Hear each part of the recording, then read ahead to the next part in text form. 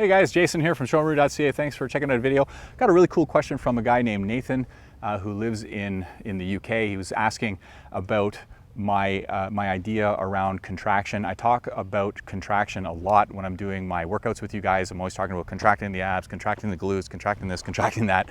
He wanted me to elaborate a little bit more on what I mean when I say contraction from a more advanced perspective. So thank you for the question, Nathan, and I'll give it a shot. When I talk about contraction, okay, in my mind's eye, I'm trying to build this idea of pressure, okay?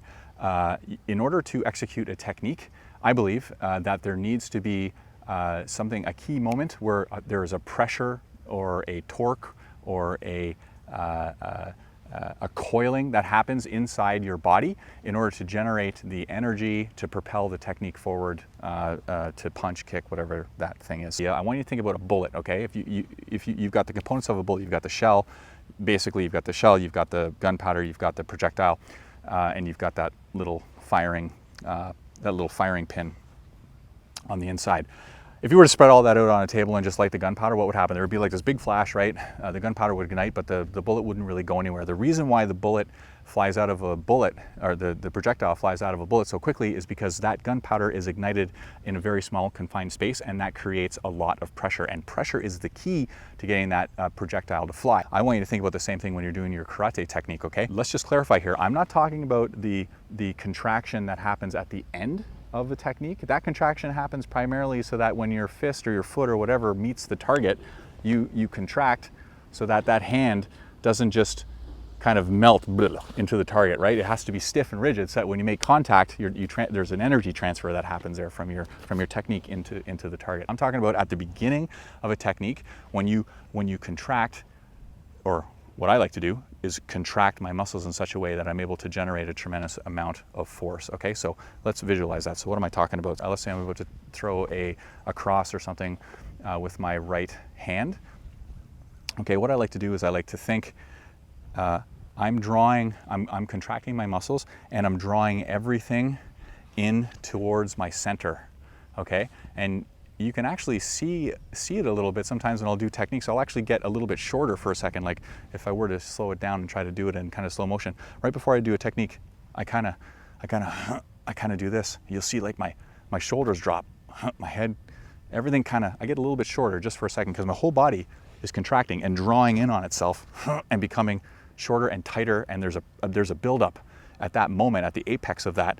There's pressure here, and now that pressure can be released into a technique. I want to punch, I contract, right? Right? This is, right? Contract, release. Contract, release. Contract, release. Right? You contract and then you release at the beginning of a technique, in addition to contracting at the end of the technique, which stops or hardens the technique. Think about all the muscles in your legs contracting, your glutes, okay, around your traps in the back. Everything comes into your center area, okay, into your center of mass area, and then it flies out from there. It's like stored energy, right? Here, I'm stored energy, and I can now release that energy whenever I decide. There's another way to achieve velocity in a punch, and that's by doing this sort of like this idea of a big windup, right? Where you use your hips, and you kind of almost like a guy throwing a baseball, right? He does this sort of really big windup. He's able to generate a tremendous amount of velocity in the ball by doing that. The issue with that is if you wind up too much, you are telegraphing. Like when you watch a guy throw a baseball, you know he's going to throw that ball because it's such a large wind-up moment, and that could be perhaps a bit of a giveaway and maybe not what you want, right? A way to shorten that up is to, right from here, as I was saying before, is use muscle contraction, okay? And this all happens in just a fraction of a second, okay? Use muscle contraction from here, right? I'm relaxed here, I contract, right? And that's what fires my technique out. I'm relaxed right from here, and right, I'm contracting, right? So I hope that helps you guys. Think about muscle contraction. Think about drawing yourself into your own center before releasing the technique when you're doing your karate technique.